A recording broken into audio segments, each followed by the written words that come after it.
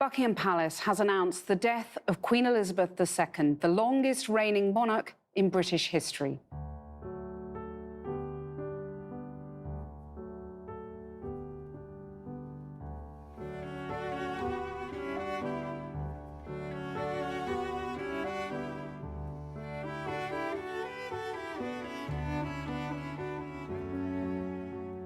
At the exact moment of his mother's death, on the 8th of September 2022, the Prince of Wales became King Charles III. The extraordinary reign of Queen Elizabeth II ended, and the day he had spent a lifetime preparing for had arrived. Longest heir apparent in British history, his great journey had finally reached its ultimate conclusion. King of the United Kingdom and of 14 realms across the world. In the shadow of his mother's extraordinary and unparalleled reign, it is time for Charles to create his own legacy. It has pleased Almighty God to call to his mercy our late sovereign lady, Queen Elizabeth II, of blessed and glorious memory, by whose decease the crown of the United Kingdom of Great Britain and Northern Ireland is solely and rightfully come to the Prince Charles Philip Arthur George.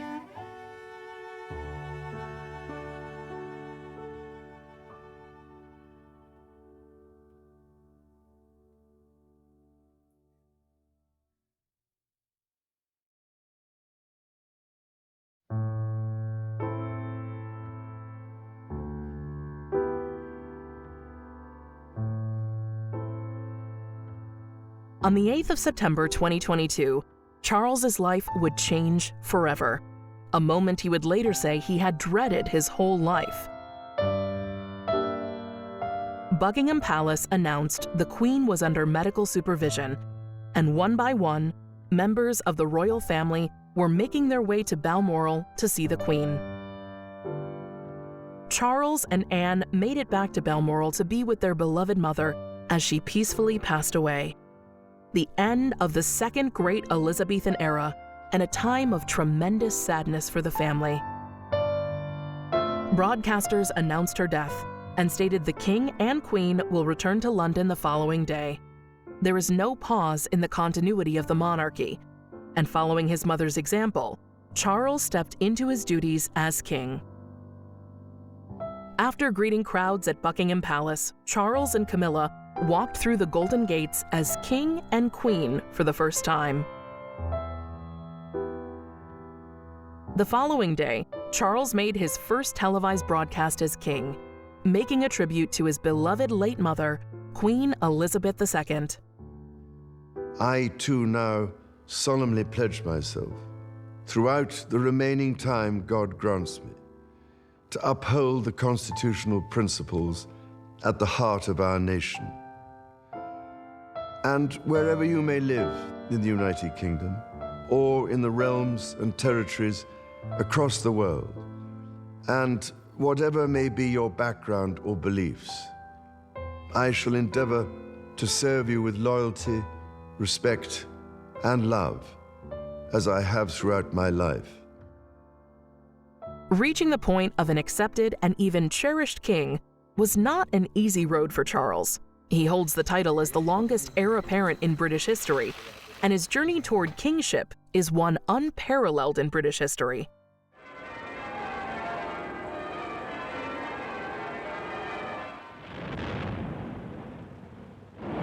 Her Royal Highness is the proud and happy mother of a prince. The salute is fired, and in the monarch's home lies the infant boy who will one day be king. On Saturday, the eminent gynecologist Sir William Gilliot was called to the palace for the most responsible case in even his career. By his advice, Sister H.M. Rowe was chosen midwife. The whole country knew that the baby would soon be born. All day on Sunday, people waited outside the palace, including phlegmatic pressmen with whom it is a point of honor to show no excitement. And all day there was no announcement. It was after 10 at night that those who waited, and they were very many, heard the tremendous news, a royal baby and a boy. Radio gave no advantage to watchers at the palace. The glad tidings went out everywhere. This is the BBC Home Service. It has been announced officially from Buckingham Palace during the past hour that Her Royal Highness the Princess Elizabeth, Duchess of Edinburgh, was safely delivered of a prince at 9:14 p.m. today, and that Her Royal Highness and her son are both doing well. The press agencies were covering the world. The miracles of modern communication spanned the globe. Unto us a child is born, and no ordinary child, a prince. For the moment, all other news took second place. The morning newspapers went to press with one of those rare, warm stories that touch every heart. Cable and... The early years of marriage have set the seal on the happiness of the princess and her husband. The blessing of children has come not only to enrich their lives, but also to establish securely the line of succession. In Prince Charles, the public has acquired a new popular subject of interest, of whom some delightful pictures have been taken. We should like to see more of him, but the insatiable demand of the public has had to bow to the princess's very proper determination that her son shall not be spoilt by publicity.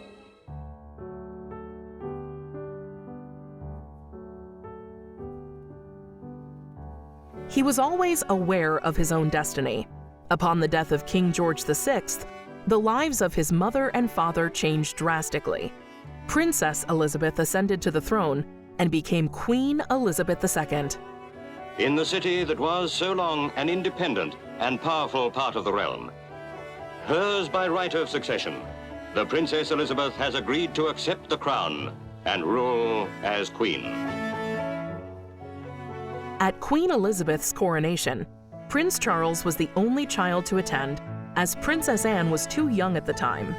Standing beside Princess Margaret and the Queen Mother, Charles looked eagerly over the balcony, watching his mother solemnly take the coronation oath and the crown bestowed upon her head, a moment he would treasure as he became heir apparent.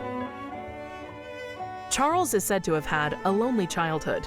His father and mother were often away, busy with duties, official visits, royal engagements, and tours around the world. The royal couple proceeded up Broadway, the Canyon of Heroes, bombarded by tons of ticker tape, millions of cheers, in what was the most enthusiastic reception anywhere in Elizabeth's 10-day North American tour.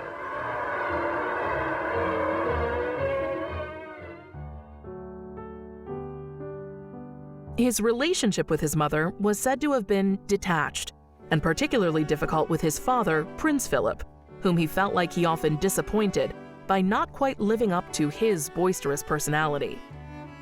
Philip took an interest in teaching his son about outdoor life, encouraging him to fish and hunt. His father wanted to make Charles more of a man, and perhaps more of a leader, knowing the expectations of the nation for the monarch in waiting.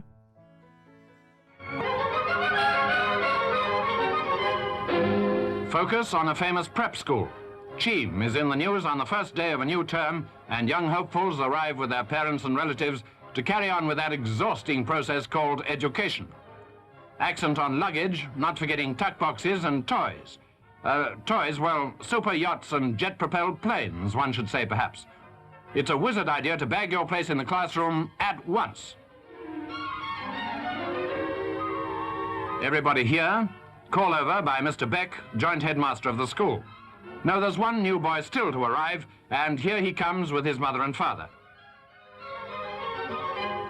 The headmaster receives the royal party.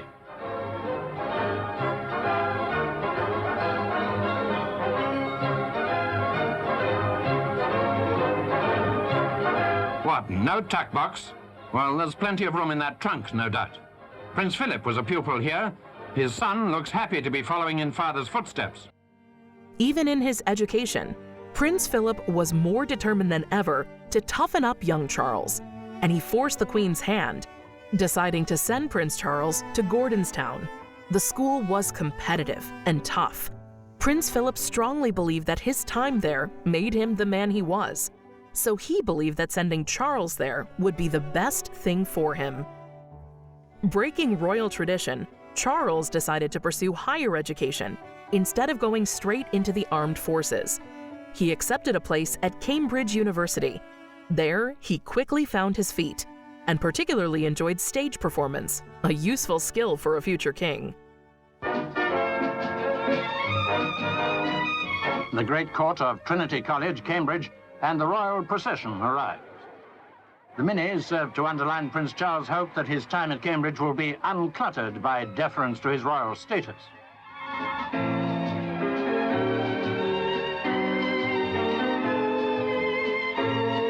Lord Butler, the master of Trinity, set a precedent by meeting him, but otherwise the college, founded by Henry VIII, welcomed him with the informality he obviously hoped for.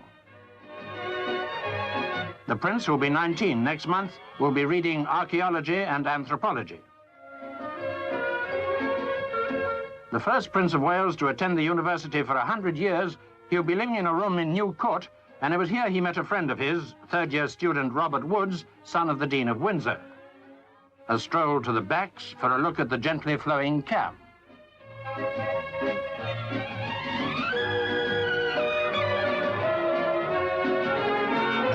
In the Elizabethan dining hall, lunch 3 bob.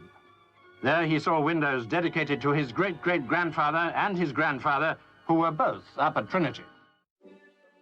Prince Charles, the future King of England, becomes a college freshman. Lord Butler, Master of Trinity, greets the Prince, who will major in archaeology and anthropology. The heir to the throne looks like his mother and walks like his father. I do believe I've got a bite. I have a bite. I'm letting out a little slack now. Yes, taking up the strain. This is most exciting, ladies and gentlemen. I've never seen anything quite like it before. I think I got quite a large one here. It's very, very large indeed. While at Cambridge University, Charles met his first love, Lucia Santa Cruz, who was the daughter of the Chilean ambassador. The sparks flew instantly, and he even introduced her to Queen Elizabeth II. However, the British Crown has very strict rules about marriage, and one of them is that anyone joining the royal family must be Protestant. Lucia was Catholic, which meant Charles would have to renounce his crown. As a result, their love story came to an end. Lucia told Charles she had just the girl for him, and so it was that she went on to introduce him to Camilla Shand, later Camilla Parker Bowles.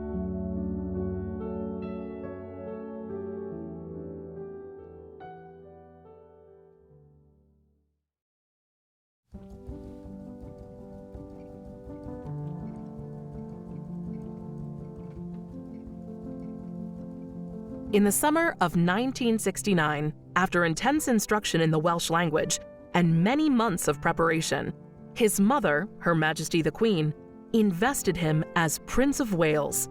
At the main college building on the seafront, Prince Charles has done most of his work.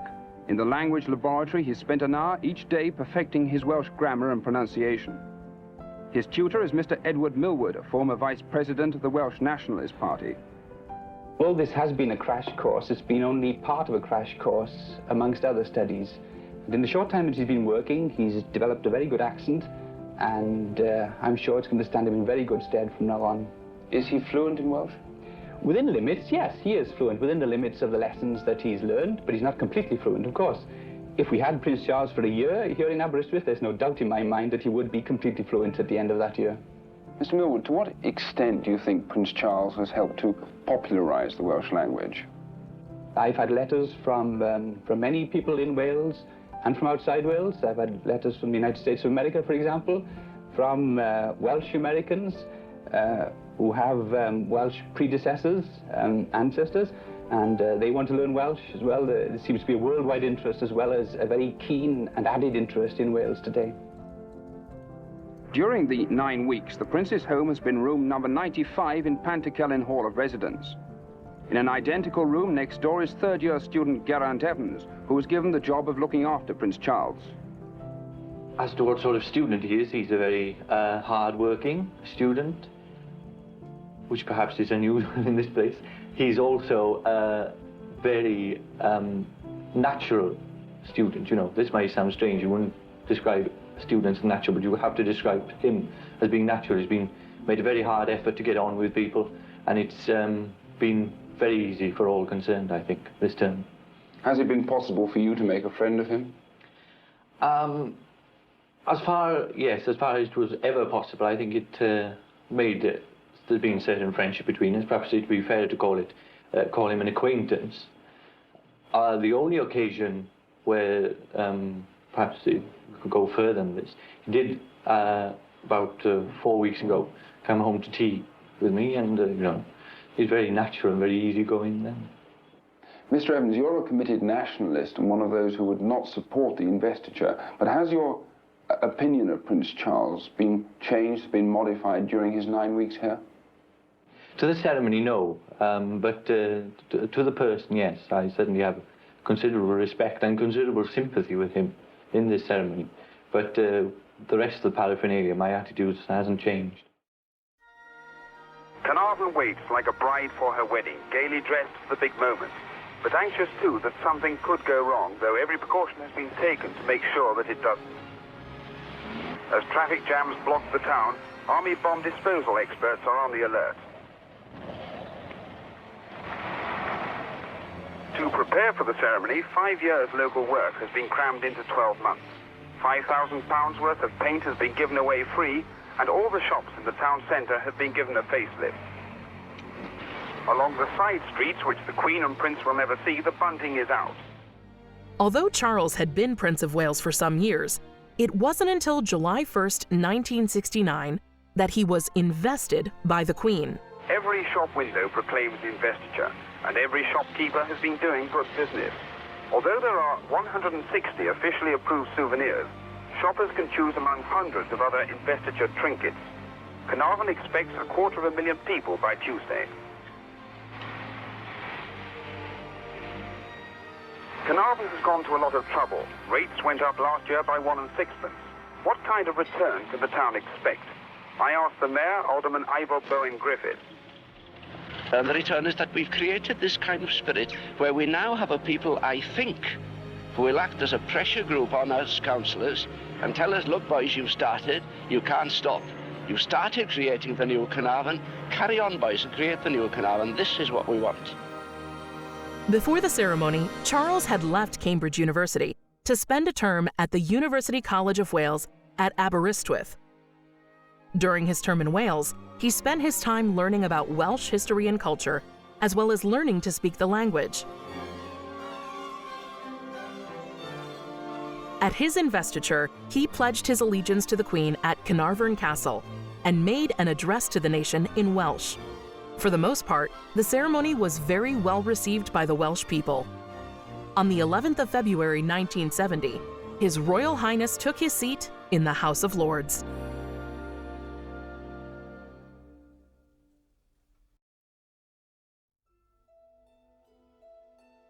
The head of the armed forces is always the monarch. The tradition of the royal family is that each and every member should engage in active service and lead by example, playing more than just a symbolic role. The Queen, famously, was the first female member of the royal family to serve full-time on active service as a member of the ATS during World War II. And at the King's request, is being treated just like any other trainee. Now, visited by her parents and sister Margaret Rose at a training station in southern England, she shows them she knows a fan belt from a spark plug all right and isn't afraid to get her hands dirty. Her father gave her an officer's commission early in March. Papa and Mama seem to approve, too. Daughter is the first woman member of the royal family to join the services full-time. Prince Philip, too, was an active member of the Royal Navy during World War II. It was an important step for Charles as heir to the throne and future head of the armed forces. He received flying lessons while studying at Cambridge. He went on to join the RAF at Cranwell in Lincolnshire, where he trained as a jet pilot and had his passing out ceremony in September of 1971. Just like his great-grandfathers, his grandfather, and his father, he went on to pursue a naval career, taking on a 6-week course at the Royal Naval College in Dartmouth. Charles served on the guided missile destroyer HMS Norfolk and then went on to serve on 2 frigates, the HMS Minerva from 1972 to 1973, and the HMS Jupiter in 1974. In steaming heat, Prince Charles's frigate, HMS Minerva, edged her way into Nassau Harbor. A few minutes before, he had formally ended his duties as one of the ship's navigation officers and taken on the role again of His Royal Highness the Prince of Wales, with his personal standard broken from the mast. In the month that he's been with Minerva in the Caribbean, he several times visited the Bahamas Islands, but this was the first time he'd made an official visit. To get to Rawson's Place, where the welcome speeches would be made, the prince walked at speed through an aisle of shouting, yelling Bahamians, with security men running in front to clear a path for him. If it was all a bit confused, the prince showed no sign of being put out by it. The speeches were from a dais placed in front of the old Nassau landmark, the statue of the prince's great-great-great-grandmother, and were brief to the relief of those in full dress with the temperature in the 90s. I've been looking forward with eager anticipation to visiting Nassau. There will be 5 days of ceremonial engagements before Prince Charles rejoins Minerva next Wednesday for 2 more months of Caribbean patrol as a naval lieutenant. Prince Charles stepped out from the Fleet Air Arms headquarters at Yeovilton in Somerset today in perfect flying weather for his first hour's instruction at the controls of a Wessex Mark V helicopter. It's the start of a 3.5-month flying course, at the end of which he'll be qualified, like his father Prince Philip, to fly helicopters, including those belonging to the Queen's flight. With his instructor, Lieutenant Commander Alan McGregor, the Prince inspected the helicopter before climbing inside. He seemed already familiar with the controls and was relaxed and cheerful before this, his first dual-control training flight. After about 18 hours of instruction, Lieutenant the Prince of Wales, as he's officially known, will make his first solo flight. He'll also do mountain flying, armaments training, including the firing of guided missiles, and emergency escape drill from a cockpit that's immersed in water and turned upside down. In 1976, Charles's last 10 months of active vice, he took command of the coastal minehunter HMS Bronington.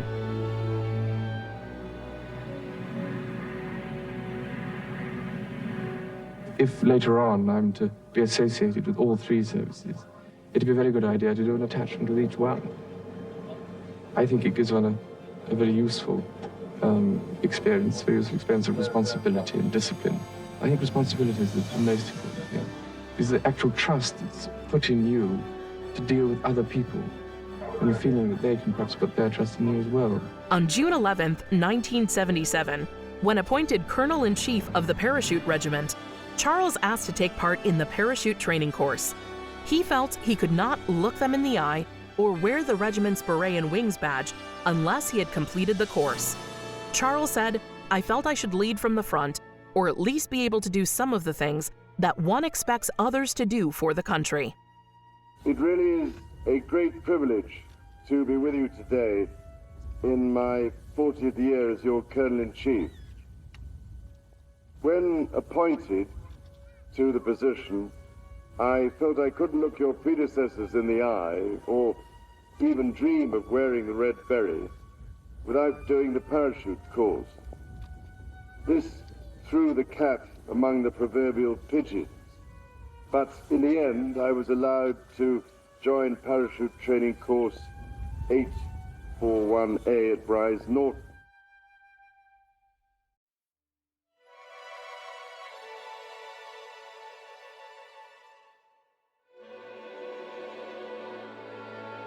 Charles was determined to marry by the age of 30. He felt pressure as the future king to find an appropriate wife and continue the ancient and noble lineage through heirs of his own. In the 1970s, Charles was referred to as the most eligible bachelor in the world, and after searching far and wide for the perfect match, he met his future wife when his ex-girlfriend Sarah introduced him to Lady Diana Spencer in 1977. Quite famously, Sarah takes credit for the introduction, saying, "I introduced them. I'm Cupid." At the time, he thought she was a very jolly and amusing and attractive 16-year-old. They met again a year after the death of Lord Mountbatten in 1980. Diana, now a couple of years older, was very sympathetic to Charles about his loss, which is said to have made him consider her as a possible wife. Charles invited Diana to Balmoral, where the Queen, Prince Philip, and the Queen Mother all received Diana very well. Even Camilla gave Prince Charles the nod of approval. She thought Diana was an ideal candidate. Their courtship attracted a lot of attention from the press, the media chasing Diana wherever she went. She now faced possibly the most daunting initiation test for would-be members of the royal family, ordeal by the media. Her flat came under siege. She was followed wherever she went.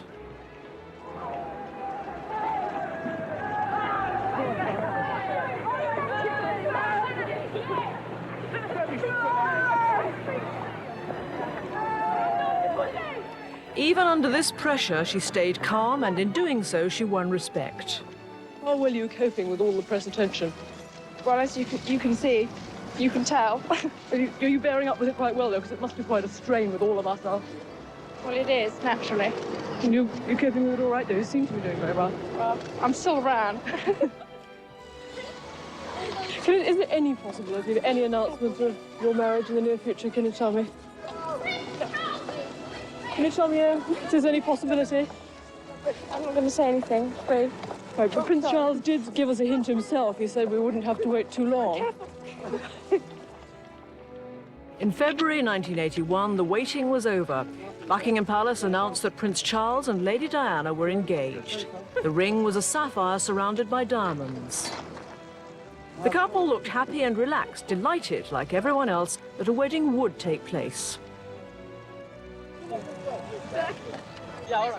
Earl Spencer and Lady Diana's stepmother celebrated among the crowds outside the palace gates. Inside, Lady Diana was facing up to a future she could hardly have dreamt of. Yesterday you were a nanny looking after children. Now you're about to marry the Prince of Wales, and one day you would, in all likelihood, be Queen. It's a tremendous change for someone, if I may say, of 19 to make all of a sudden, the transition. It is, but I've had a small run out to it all in the last 6 months. And next to Prince Charles and I can't go wrong. He's there with me.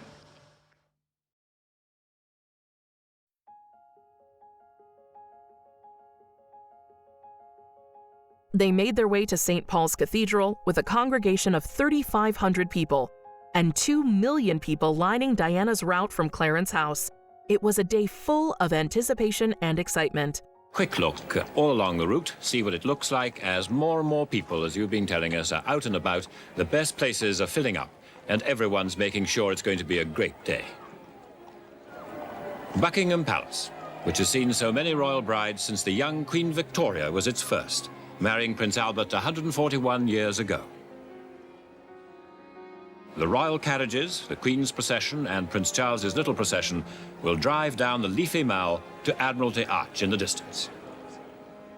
And 5 minutes after the Prince of Wales has passed, Lady Diana and her father will come out from Clarence House in the glass coach, just with police outriders, for she's not royal yet, and will follow her husband-to-be to St. Paul's.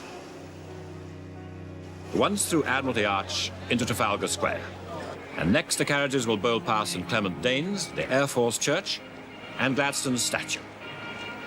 And though Temple Bar is the border between the City of Westminster and the City of London, the Queen won't stop for any ceremony there today. She'll just drive straight on into Fleet Street, which has done its best, though not perhaps a spectacular best with the bunting. It'll be keeping its most colourful words for tomorrow morning's papers. All the troops along the way from here will be from regiments of which Prince Charles is Colonel-in-Chief. The Cheshire Regiment, the Gordon Highlanders, the Parachute Regiment. All will be here in half companies. And from the Commonwealth too, from Canada, the Winnipeg Rifles and the Royal Regiment of Canada. From Australia, the Royal Australian Armoured Corps. They'll be lining the route all the way to St. Paul's, to the steps and the west doorway of St. Paul's and the red carpet. Just a little while to go before this St. Paul's meets its first royal bride, Lady Diana. And the great door is not yet open.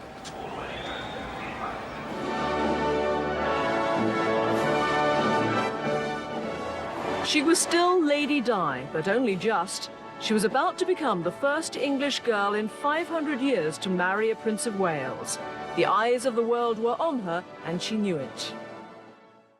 Accompanied by her father, John Spencer, Diana traveled to St. Paul's Cathedral in the glass carriage.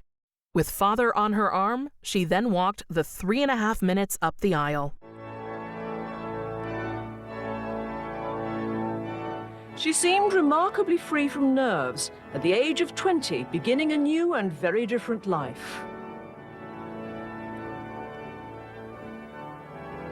He said, "You look wonderful." She said, "Wonderful for you." The service was followed by the crowd outside in the sunshine. I require and charge you both, as you will answer at the dreadful day of judgment when the secrets of all hearts shall be disclosed, that if either of you know any impediment why ye may not be lawfully joined together in matrimony, ye do now confess it. It went without a hitch, almost. I, Diana Francis, I, Diana Francis, take thee, Charles Philip Arthur George, take thee, Philip Charles Arthur George, to my wedded husband, to my wedded husband, to have and to hold, to have and to hold, from this day forward, according to God's holy law, according to God's holy law, and thereto I give thee my troth. And thereto I give thee my troth. She was no longer a children's helper. She was the Princess of Wales, married to the heir to the throne. Another chapter in the 1,000-year history of the British royal family had been written.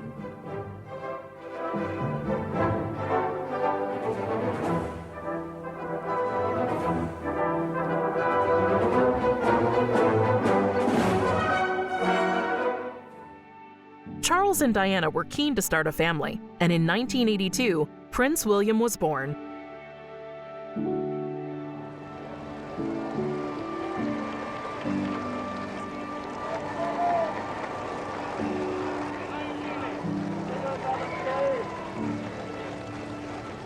A couple of years later, in 1984, Prince Harry was born. Diana was well known to be a very hands-on mother, but Charles was a supportive parent too. Charles and Diana's marriage was not entirely a successful one. While they built a family together with sons William and Harry, the relationship between Charles and Diana was not destined to last. The couple separated in 1992, divorcing in 1996. After Diana's death, Charles had to step up and take more responsibility for William and Harry. Though the young princes were growing up and becoming more independent, it was undoubtedly a very challenging time for both of them.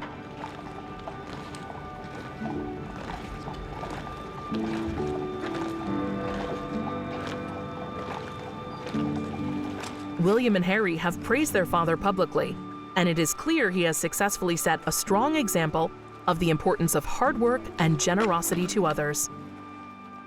Some of my earliest memories relate to times that my parents spoke to me, or even better, showed me what it meant to have both privilege and responsibilities. From my father, I learned how central charity was to his life and his sense of purpose. The Prince's Trust is not an arm's length organisation for my father. He cares deeply about the Prince's Trust because it is a living projection of his values. As a young child, I recall evening after evening my father's diligence and compassion as he applied himself to answering thousands of letters and reading endless reports in order to stay on top of his ambition to do all he could to help the underprivileged. Without my realising it, what my parents were doing was instilling in me and Harry a lifelong habit to put charity at the heart of our lives. Many of the issues William and I now work on are subjects we were introduced to by our father growing up. His passion and dedication are remarkable, and seeing so many of you here today, I cannot fail but to be in awe of the drive he has had for so many years to contribute to the enrichment of society both in this country and around the world. So, Pa, while I know that you've asked that today not be about you, you must forgive me if I don't listen to you, much like when I was younger. And instead, I ask everyone here to say a huge thank you to you for your incredible work over nearly 50 years.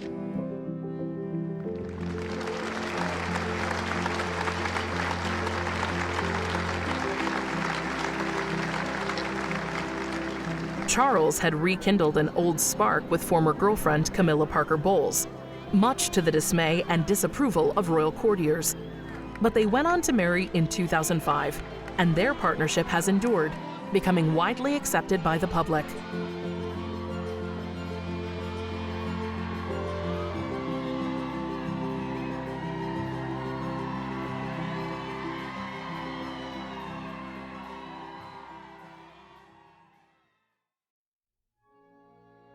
King Charles has been no stranger to hard work. In the reporting year 2017 to 2018, he undertook over 600 engagements in the UK and around the world, which is not unusual for Charles's working year. He has visited 44 Commonwealth countries, many more than once, and has visited over 100 countries worldwide. Since leaving the armed forces, Charles very carefully carved out his role as heir apparent and did not simply wait for his final role. Charles took his title as Prince of Wales very seriously. Maintaining a close and enduring relationship with Wales, Charles and Camilla made a visit to Wales every summer for a busy week packed full of engagements, often linked with his charities. Charles is always ready to get stuck in, so on a visit to BBC Scotland, with his usual charm, the then Prince became a weatherman for the day, presenting the forecast for some royal locations. I'm delighted to say we've got a new member of our weather team tonight. Let me hand over to him now. Your Highness. Well, it's an unsettled picture as we head towards the end of the week. This afternoon it'll be cold, wet and windy across most of Scotland. We're under the influence of low pressure, and this weather front pushing northwards is bringing cloud and outbreaks of rain. The rain, of course, will be heaviest over the borders and around Edinburgh, where it could lead to difficult conditions on the roads. In the west, rain will be lighter and patchier. There will maybe a few drier interludes over Dumfries House in Ayrshire. Aha! There'll be snow for the higher ground of the Highlands and Aberdeenshire. The potential for a few flurries over Balmoral. Who the hell wrote this script? As the afternoon goes on. The best of the drier and brighter weather will, of course, be over the Northern Isles and the far north of the mainland. So a little hazy sunshine to the Castle of May and Caithness, but a cold day everywhere with temperatures of just 8 Celsius and a brisk northeasterly wind. Thank God it isn't a bank holiday. And your Royal Highness, how do you feel he did? I think he's a very good weather forecaster. Yes, he's always been longing to do it. He watches it every night. We've always thought she'd be rather good. I never thought that at all. Yes. His official duties do not always run smoothly, however. While visiting Australia in January 1994, 2 shots from a starting pistol were fired at him on Australia Day by David Kang, in protest of the treatment of several hundred Cambodian asylum seekers held in detention camps. Darling Harbour brimmed with anticipation of what was to be the highlight of Australia Day celebrations. Prince Charles was about to present awards to the state's top HSC students, but before he could utter a word, chaos.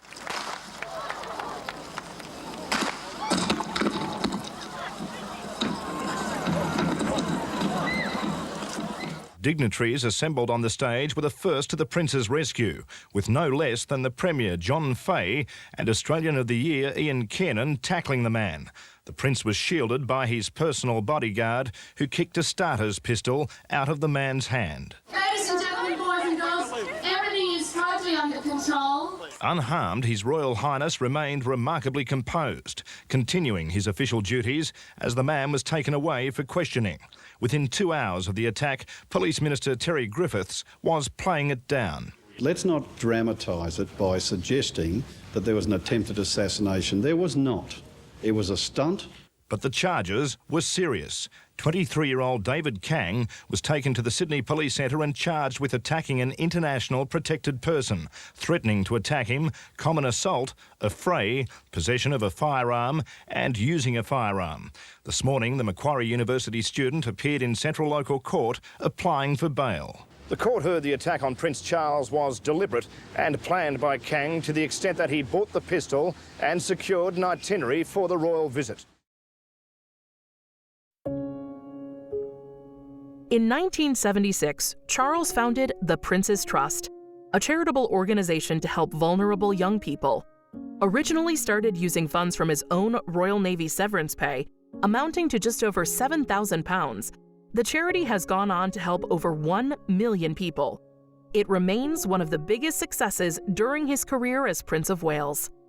So when I created the Prince's Trust in 1976 to help improve the lives of disadvantaged young people, it was because I was so acutely aware of the challenges that they faced. And over the years, some of the challenges have changed, but the overall mission of giving people self-confidence, self-esteem, and better opportunities remains the same. And in that time, we have helped over 1 million young people. And I always used to get so annoyed that it hadn't got to 1 million long ago, because we had to keep counting people who were still going through the system, even though we were actually helping 50,000 people a year. I thought, I know my maths is bad, but... So we've helped over 1 million young people transform their lives, and the Prince's Trust now works in 18 countries across the Commonwealth and beyond. You can't teach confidence. You have to give confidence to kids. This is really what the Prince's Trust is about, I think, at base level. It's about giving people the confidence to try something that their peer group might not think is cool or interesting, but if they think it's interesting, if they think it has value, then they should be given the confidence to go and do it. And it's about getting to these kids when they're in environments that aren't conducive to those sorts of things, and pulling them out of that environment and saying, now, come over here, let's do this, because I can show you something that's better. The charity helps those aged between 11 to 30 with issues such as homelessness, mental health problems, or trouble with the law. I would like to take this opportunity to say to you, Charles, how proud I am of everything you have accomplished with the Trust and the way you personally have inspired this organization. It is a very great pleasure for me, therefore, to present a Royal Charter to the Prince's Trust in recognition of its outstanding achievements over nearly a quarter of a century. None of this, after 40 years, and I hope we'll keep it going for a bit, would be possible. But I'm only as good as the people who do all the marvelous things around the country, all the fantastic staff, and all our young ambassadors and celebrity ambassadors and so many others. And I've said year after year just how proud I am of those young ambassadors and how they've totally changed their lives and now are doing all sorts of wonderful things. And as long as I've got a few marbles left remaining, I shall do my best to go on investing in the future of this remarkable country. Thank you, ladies and gentlemen. Charles's father, Prince Philip, was a keen environmentalist. His activism saved a species from extinction and raised unparalleled awareness on the blight of environmental pollution. Inspired by his father's mission, Charles too had dedicated his life to protecting our environment. It's totally useless for a lot of well-meaning people to wring their hands in conference and to point out the dangers of pollution or destruction of the countryside if no one is willing or capable of taking any action. The impassioned speeches will be so much effluent under the bridge unless it is followed by drastic political action. Well, sir, time is fast running out, and it remains to be seen whether those in political authority can shoulder their responsibilities in time and act quickly enough to relieve a situation which grows more serious every day. Charles first spoke publicly about his concerns with the current environmental situation in terms of pollution and use of plastics in 1970, and had frequently been ridiculed for his opinions and interests, which he is now praised for and believed to have been forward-thinking. Ladies and gentlemen, the battle against climate change is surely the most defining and pivotal challenge of our times. Even in a world full of daunting perils and crises, it is hard to imagine anything that poses a greater challenge and opportunity for humanity. We are running out of time. How many times have I found myself saying this over recent years? We cannot delay, regroup, prevaricate, or wait for more and better information. We should compare the planet under threat of climate change to a sick patient. No doctor would wait for 100% certainty while a dying patient slipped away. We cannot ignore the symptoms and should act now to restore the health of the planet before it is too late. The Queen herself has acknowledged the great impact of the work carried out by Prince Philip, the then Prince Charles and Prince William in environmental causes and climate change.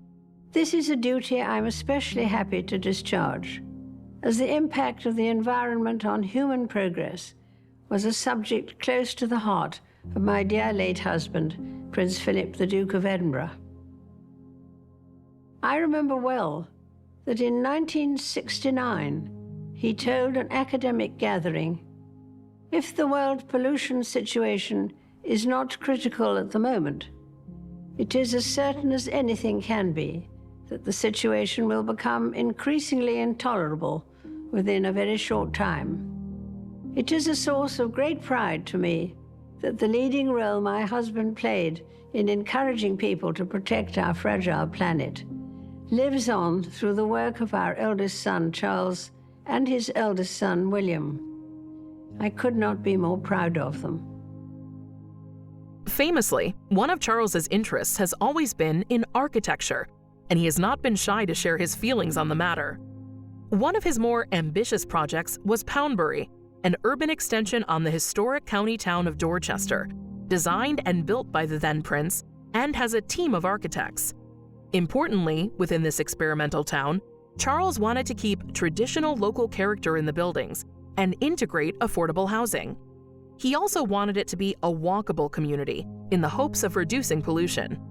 Work began in October 1993 and is due to be completed in 2026, but already a large community is living and working in Poundbury and has been recognized as a success. Charles regularly visits Poundbury, attending openings and getting to know the locals as the community has begun to build and the local economy has started to grow.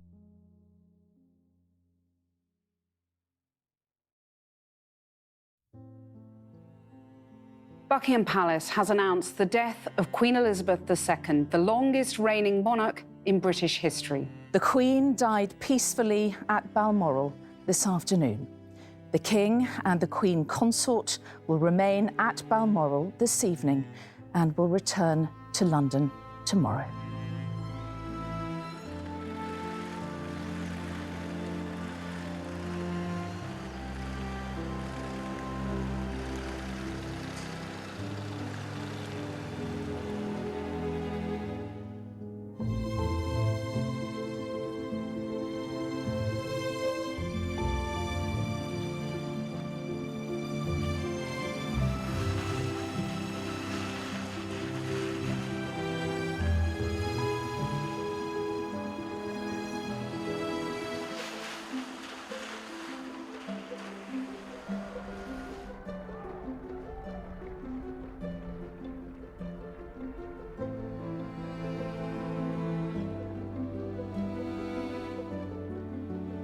She made sacrifices for duty.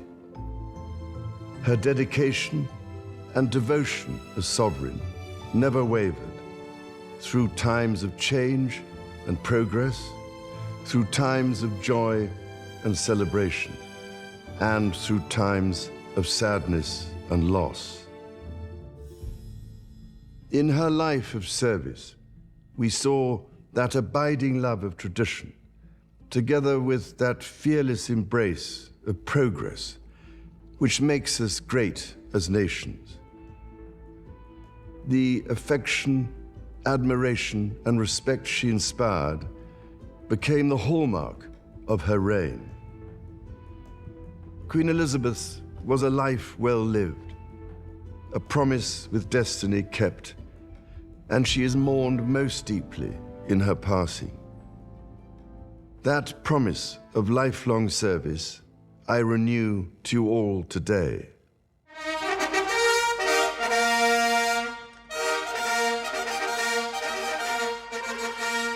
Outside the royal court, the state trumpets sound.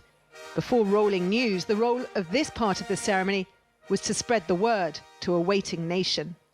The Prince Charles Philip Arthur George is now, by the death of our late sovereign of happy memory, become our only lawful and rightful liege lord, Charles III. God save the King!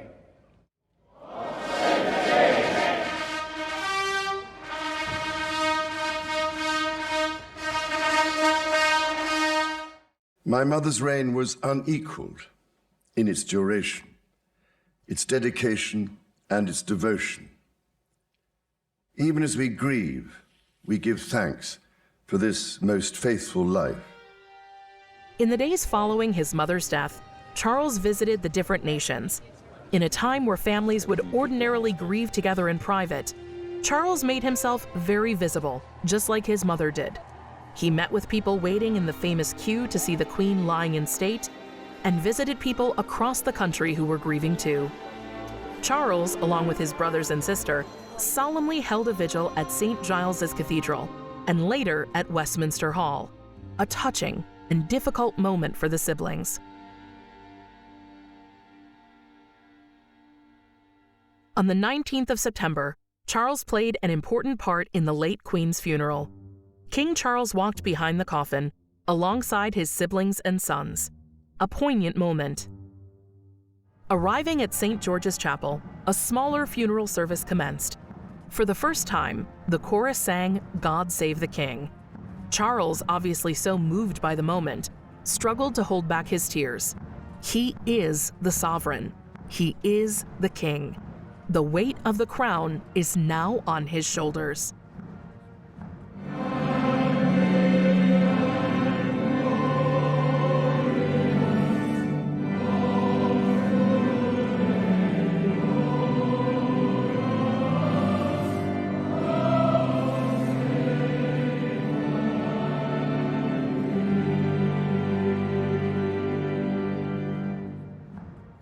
On May the 6th, the first coronation in 70 years will take place.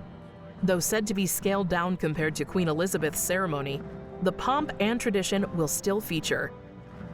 Charles and Camilla will be crowned king and queen. Following his mother's death, Charles's life and responsibilities have changed. As king, he is no longer able to speak so freely on his passions and opinions. He instead has to remain unbiased. King Charles has taken on his responsibilities with ease, dealing with the famous red box each day, meeting with prime ministers, presidents, and state officials, and attending various engagements.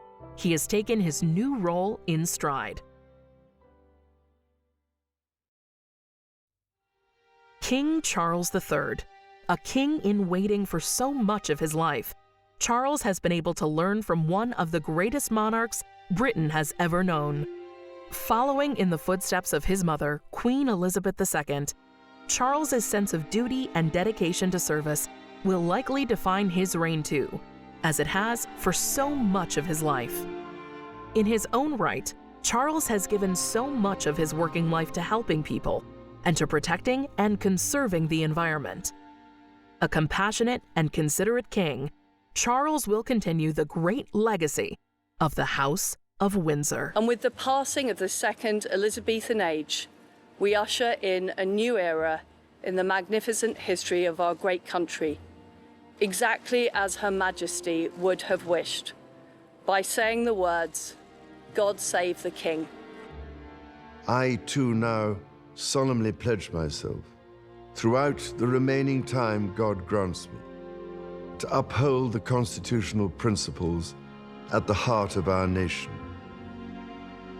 And wherever you may live in the United Kingdom, or in the realms and territories across the world, and whatever may be your background or beliefs, I shall endeavor to serve you with loyalty, respect, and love, as I have throughout my life.